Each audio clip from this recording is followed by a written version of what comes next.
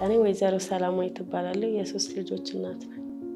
አሚጎስ ከዚህ በፊት አንድ ጓደኛዬ ነግራኝ ነበር እና እሷን ተከትዬ ነው የመጣሁት። አሚጎስ እንግዲህ የተበደርኩት 1.5 ነው፣ የቆጠብኩት 450 ነው።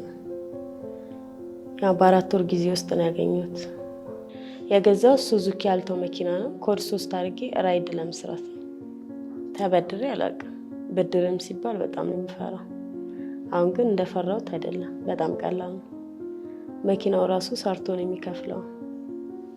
ስለዚህ ብድር የምትፈሩ ሰዎች አትፍሩ እላለሁ። የአሚጎስ ቤት ጥሩ ነው፣ ምንም የሚስተካከል ነገር የለውም። በዚሁ ቀጥሎ በርቱ ነው የምለው።